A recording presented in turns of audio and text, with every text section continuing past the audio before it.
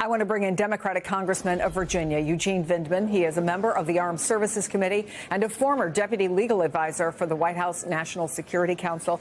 If I can pick up, Congressman, on what we just heard from Ben, and it really is about what happened here. He touched on TV. There had been word even before the whole Signal Gate thing that the president wasn't crazy about the way Mike Waltz was performing on TV. And we also talked about the fact the MAGA base didn't love him, that he was too hawkish for members of this administration.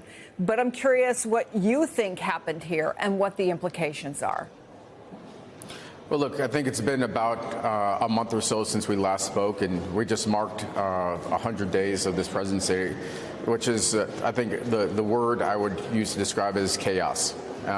This adds more chaos in the national security realm. And the president has suffered a series of setbacks. I mean, we've seen this pressure and him backpedaling on tariffs. In the national security realm, Signalgate was a major failure. I mean, really historic to have the national security advisor, the vice president, the secretary of defense involved in this kind of scandal that put American lives, certainly the mission, but American lives at risk. And so this is the start of accountability, but it's just a start. We need a full-scale investigation. We talked about this in the committee. Yesterday, spent a good chunk of the day talking about Signalgate and Secretary of Defense Hegseth, and he's got to go. He's completely unqualified for the position, and I think Mike Waltz's departure is just the first domino. I want to ask you exactly that, because Democratic Senator Mark Kelly just told CNN he thinks the wrong guy is being held accountable. He thinks also, as you just said, that Defense Secretary Pete Hegseth should be out. But what do you think the chances of that are? And then if he did, you'd have two of the key positions empty and ready to be filled by who knows. But I want to get those two things from you. Number one, do you think Hegseth is on the chopping block? And number two, who replaces Mike Waltz? Look, I do think that Mike Hegseth is on the chopping block. The turmoil that I hear from the Pentagon is real.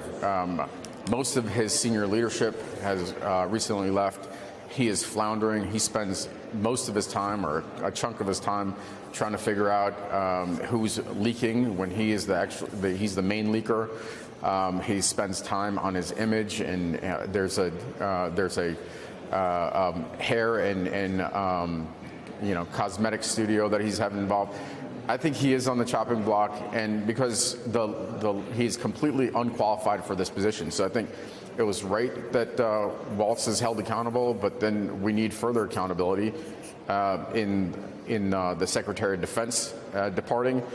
I'll tell you this, last week I opened an office in my district, and a mother of an F-18 pilot came to me. Her son was in the air at the time on the initial wave of assault into Yemen, and she was absolutely livid. She was irate about the security lapse. Anybody that served a day in national security feels the same way.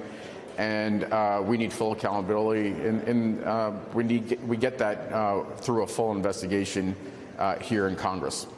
Understanding that you just had this meeting yesterday, share with us what you can about that and your belief in whether or not there will ultimately be a full investigation and accountability. Yeah, I'm describing the House Armed Services markup on the budget, which was an open hearing.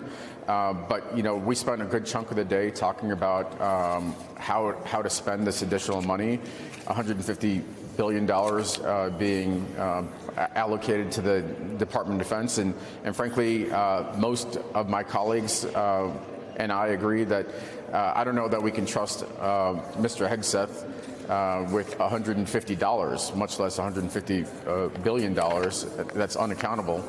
And I think for the sake of the department and making sure we have competent, capable folks, I mean, this idea of, well, we don't know who's going to come in on the back end, it's concerning, undoubtedly, but we know that with Mr. Hegseth and Mr. Waltz, who lasted all of about 10 Scaramucci's, what we had was bad. And so we need change, and the president like he's done with tariffs, he's going to need to backpedal, reassess, and take a more centrist approach. Congressman Eugene Vindman, appreciate you coming back on the show, especially on short notice. Thank you.